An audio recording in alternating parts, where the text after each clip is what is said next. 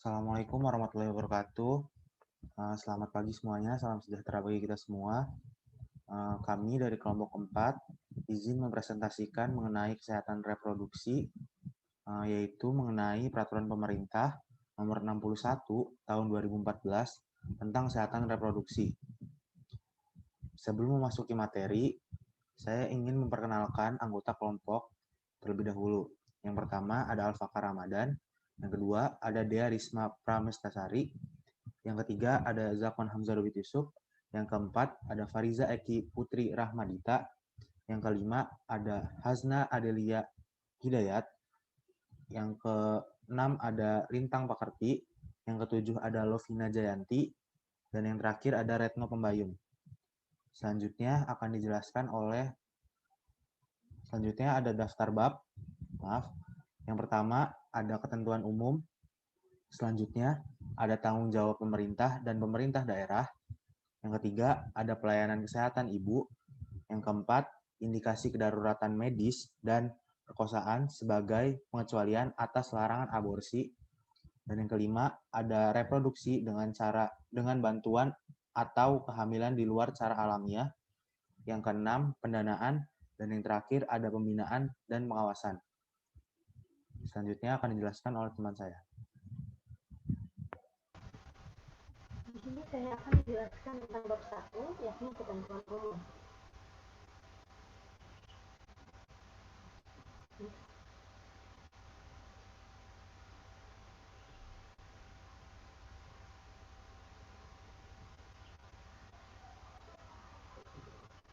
Peraturan Pemerintah Republik Indonesia Nomor 61 Tahun 2014 tentang Kesehatan Reproduksi membahas tentang pelayanan kesehatan reproduksi remaja, pelayanan kesehatan sistem reproduksi, pelayanan kesehatan masa sebelum hamil, pelayanan kesehatan masa hamil, pelayanan kesehatan masa melahirkan, pelayanan kesehatan masa sesudah melahirkan, pelayanan kesehatan seksual dan reproduksi dengan bantuan atau kehamilan di luar secara alamiah. Peraturan pemerintah ini terdiri dari 8 bab dan 52 pasal, yang disahkan pada tanggal 21 Juli 2014.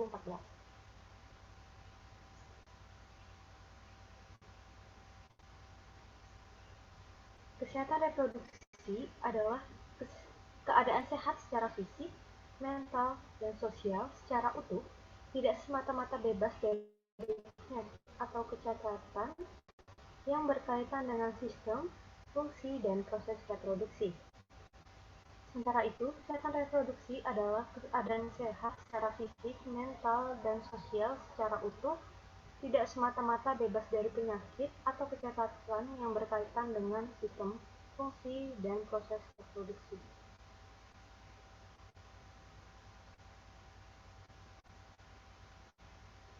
Ruang lingkupnya yang pertama yakni pelayanan kesehatan ibu, indikasi kedaruratan medis dan perkosaan sebagai pengecualian atas larangan aborsi, dan reproduksi dengan bantuan atau kehamilan di luar secara alamiah.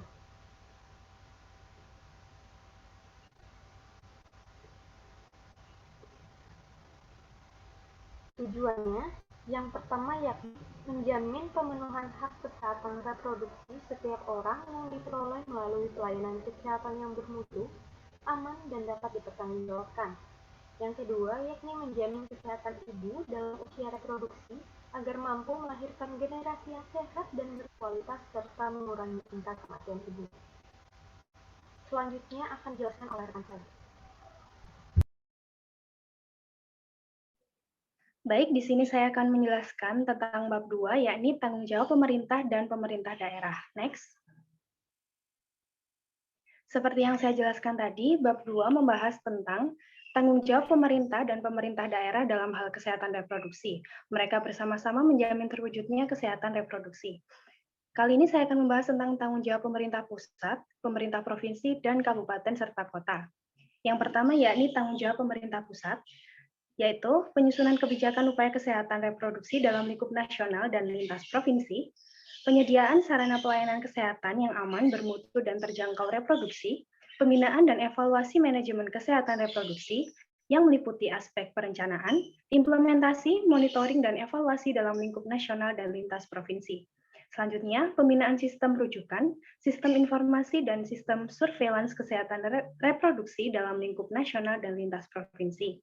Lalu, koordinasi dan advokasi dukungan sumber daya di bidang kesehatan, serta pendanaan penyelenggaraan upaya kesehatan reproduksi dalam lingkup nasional dan lintas provinsi. Next. Selanjutnya, yakni tanggung jawab pemerintah provinsi, yaitu penyelenggaraan dan fasilitasi pelayanan program bimbingan dan koordinasi di bidang kesehatan reproduksi, pembinaan dan evaluasi manajemen program kesehatan reproduksi yang meliputi aspek perencanaan, implementasi, monitoring, dan evaluasi sesuai standar. Lalu ada pengelolaan, koordinasi, dan pembinaan sistem rujukan, sistem informasi, dan sistem surveillance kesehatan reproduksi. Lalu pemetaan dan penyediaan tenaga kesehatan di rumah sakit, penyediaan buffer stok obat esensial dan alat kesehatan sesuai kebutuhan program kesehatan reproduksi, lalu koordinasi dan advokasi dukungan sumber daya di bidang kesehatan serta pendanaan penyelenggaraan upaya kesehatan reproduksi. Dan yang terakhir yakni pengelolaan audit maternal perinatal. Selanjutnya yaitu tanggung jawab pemerintah kota kabupaten. Sebagai berikut, yakni penyelenggaraan dan fasilitasi pelayanan kesehatan reproduksi di fasilitas pelayanan kesehatan dasar dan rujukan. Lalu penyelenggaraan manajemen kesehatan reproduksi yang meliputi aspek perencanaan, implementasi serta monitoring dan evaluasi sesuai standar. Penyelenggaraan sistem rujukan, sistem informasi, dan sistem surveillance kesehatan reproduksi dalam lingkup kabupaten atau kota termasuk fasilitas pelayanan kesehatan dasar dan rujukan milik pemerintah dan swasta.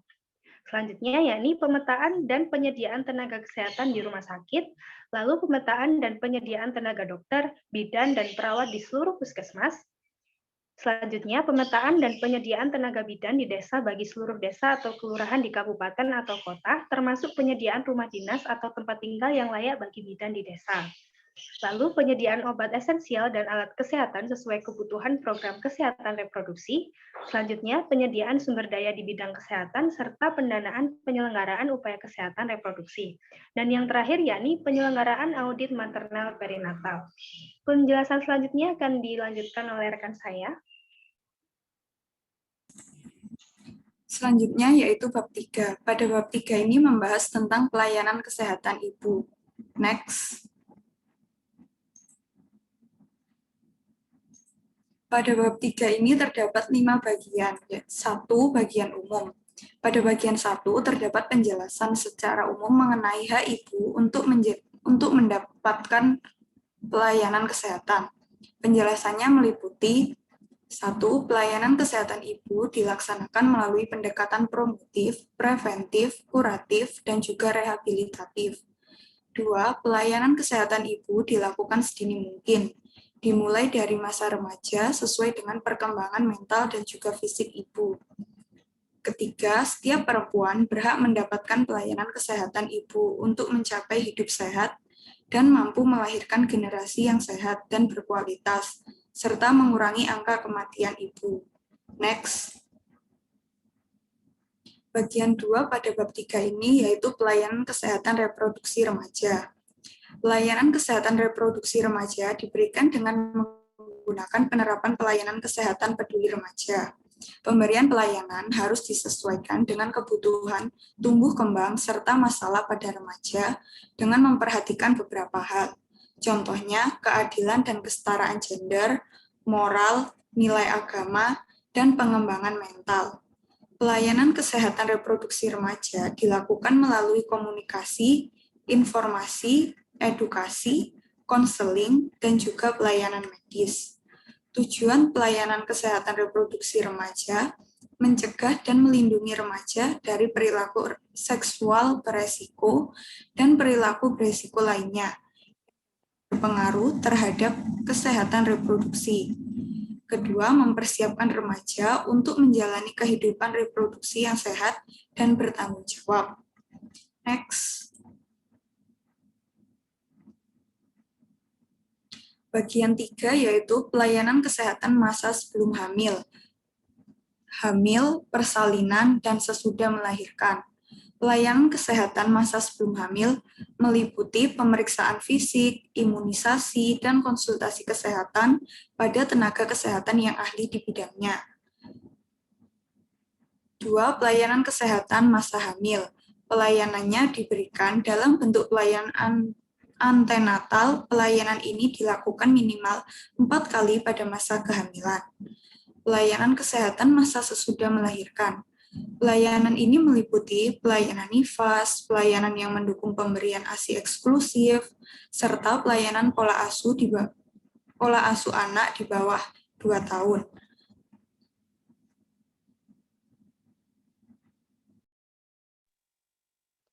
Berikutnya pada bagian 4, berisi penjelasan tentang pelayanan pengaturan kehamilan, kontrasepsi, dan kesehatan seksual. Pada bagian ini terdapat 4 pokok bahasan. Yang pertama, yaitu pelayanan pengaturan kehamilan dilakukan melalui komunikasi, informasi, dan edukasi melalui penyuluhan dan konseling. Berikutnya, pemberian pelayanan kontrasepsi diselenggarakan oleh pemerintah pusat, pemerintah daerah, dan masyarakat. Nah, dalam hal ini, setiap orang berhak memilih metode kontrasepsi untuk dirinya tanpa adanya paksaan. Selanjutnya, kehidupan seksual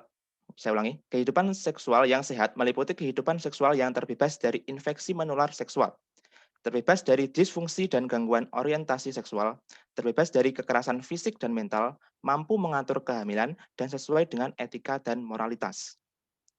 Dan yang terakhir, pelayanan kesehatan seksual diberikan melalui keterampilan sosial, komunikasi, informasi, edukasi, konseling, pengobatan, dan perawatan. Next. Bagian terakhir yaitu berisi penjelasan tentang pelayanan kesehatan sistem reproduksi. Penjelasan yang pertama yaitu setiap perempuan berhak atas pelayanan kesehatan sistem reproduksi. Yang kedua, pelayanan ini bertujuan untuk melindungi organ dan fungsi reproduksi agar terbebas dari gangguan, penyakit, atau kecacatan pada perempuan. Berikutnya, pelayanan kesehatan sistem reproduksi dilakukan dengan memperhatikan tahapan siklus reproduksi perempuan sesuai standar. Selanjutnya.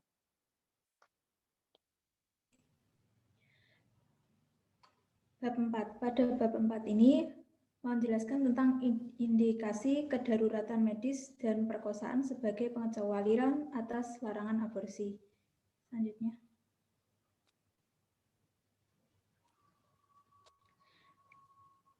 Yang pertama, pada bab 4 ini berisi penjelasan mengenai indikasi kedaruratan medis dan perkosaan sebagai pengecualian atas larangan aborsi. Yang kedua, tindakan aborsi hanya dapat dilakukan berdasarkan indikasi kedaruratan medis atau kehamilan akibat perkosaan. Yang ketiga, tindakan aborsi akibat perkosaan dapat dilakukan saat usia kehamilan paling lama 40 hari dihitung sejak hari pertama haid. Yang keempat, penentuan adanya indikasi kedaruratan medis harus dilakukan paling sedikit oleh 2 orang tenaga kesehatan yang diketuai oleh dokter yang memiliki kompetensi dan kewenangan dalam menetapkan indikasi kedaruratan medis yang mengharuskan melakukan aborsi. Yang kelima, kehamilan perkosaan merupakan kehamilan yang terjadi tanpa persetujuan dari pihak wanita, sehingga ada pengecualian atas larangan aborsi dengan menyertakan yang pertama, surat keterangan dari dokter. Yang kedua, surat keterangan dari penyidik. Yang ketiga, surat keterangan dari psikolog. Dan yang terakhir ada dari ahli lain mengenai adanya dugaan perkosaan. Next.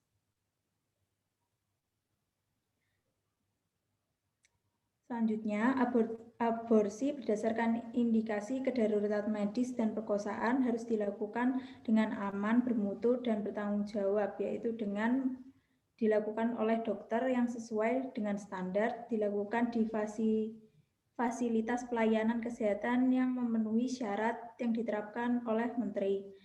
Lalu atas permintaan atau persetujuan perempuan hamil yang bersangkutan dengan izin suami kecuali korban perkosaan, tidak mengandalkan imbalan materi.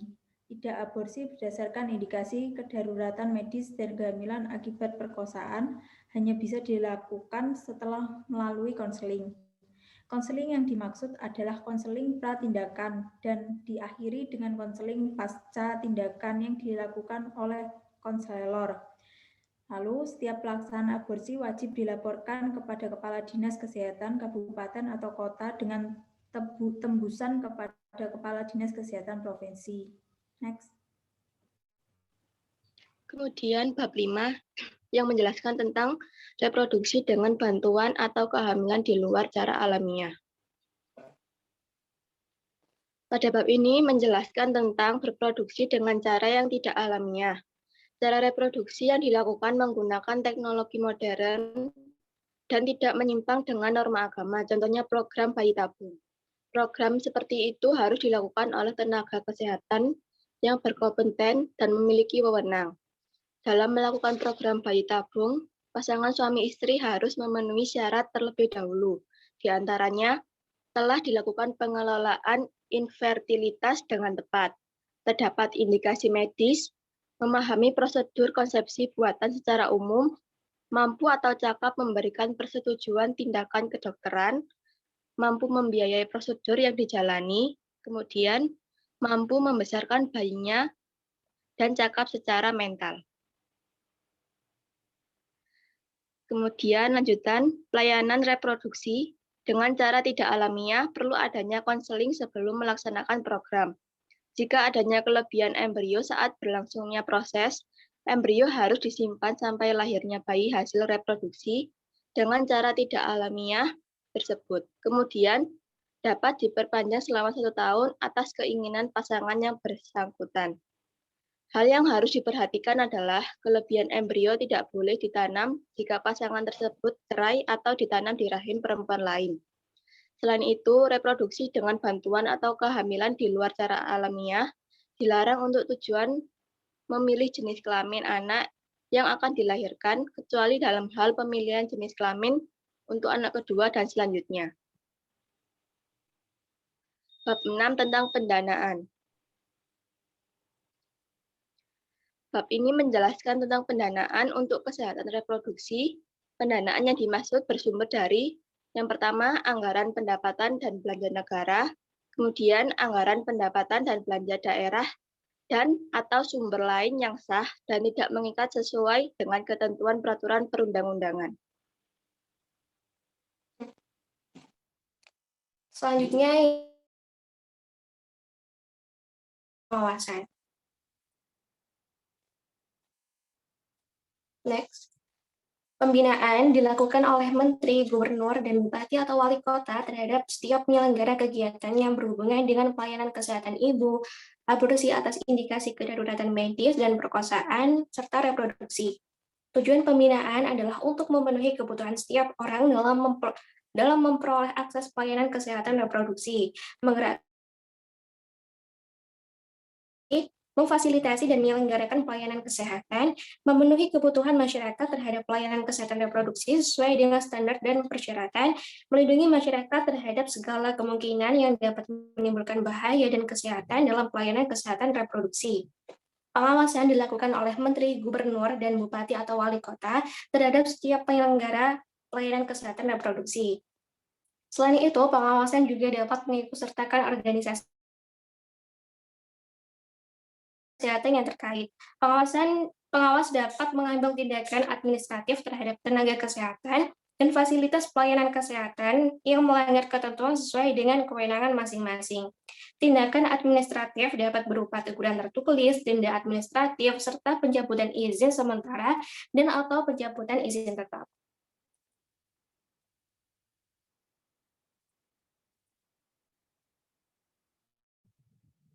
Sekian presentasi dari kelompok 4. Kurang lebih mohon maaf. Apabila ada yang ingin ditanyakan, silahkan 6 penanya pertama untuk bertanya kepada kami. Terima kasih. Kurang lebihnya mohon maaf. Wassalamualaikum warahmatullahi wabarakatuh.